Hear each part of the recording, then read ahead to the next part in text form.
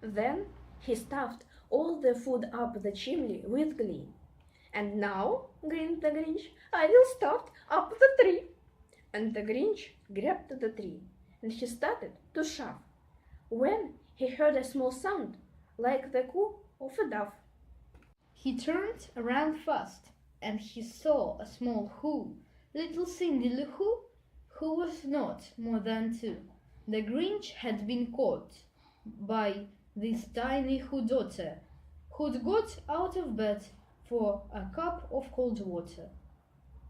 She stared at the Grinch and said, "Santa Claus, why?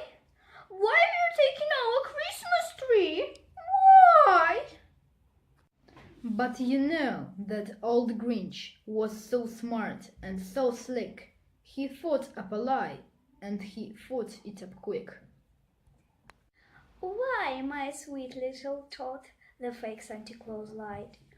"There is a light on this tree that won't light on one side. So I'm taking it home to my workshop, my dear. I'll fix it up there. Then I'll bring it back here." And his fib fooled the child. Then he patted her head, and he got her a drink, and he sent her to bed. And when Cindy Lou Who went to bed with her cup, he went to the chimney and stuffed the tree up. Then the last thing he took was the log for their fire. When he went up the chimney himself, the old liar, on their walls he left nothing but hooks and some wire. And the one speck of food that he left in the house was a crumb that was even too small for a mouse. Then he did the same thing to other whose houses, leaving crumbs much too small for the other whose mouses. It was quarter past dawn, all the who's still abed, all the who's still snooze, when he packed up his sled. Packed it up with their presents, the ribbons, the wrappings, the tags, and the tinsel, the trimmings, the trappings. 3,000 feet up the side of Mountain Crumpet, where he rode with his lord to a tip-top to dump it. Pooh, pooh to the who's. He was graciously humming.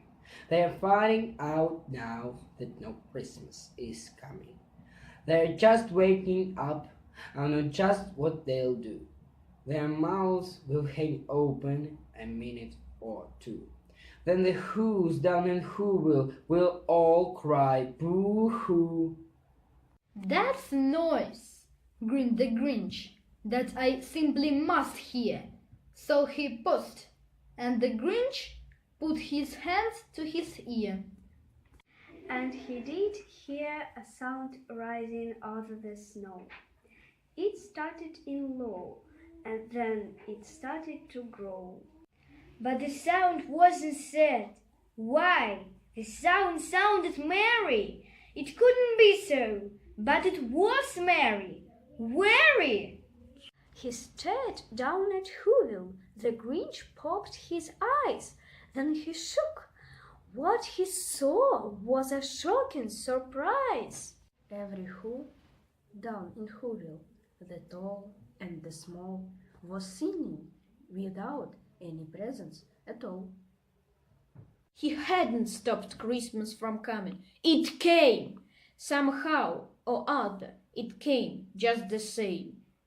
And the Grinch, with his Grinch feet ice cold in the snow, stood puzzling and puzzling. How could it be so? It came without ribbons. It came without tags. It came without packages, boxes, or bags. And he puzzled 3 hours, till his puzzler was sore, when the Grinch thought of something he hadn't before. Maybe Christmas, he thought, doesn't come from a store. Maybe Christmas, perhaps, means a little bit more. Also. And what happened then? Well, in Who Will They Say that the Grinch's small heart grew 3 sizes that day. And the minute his heart didn't feel quite so tight, he whisked with his loaves for a bright morning light. And he brought back the toys and the food for the feast, and the Grinch, he himself, carved the roast beast.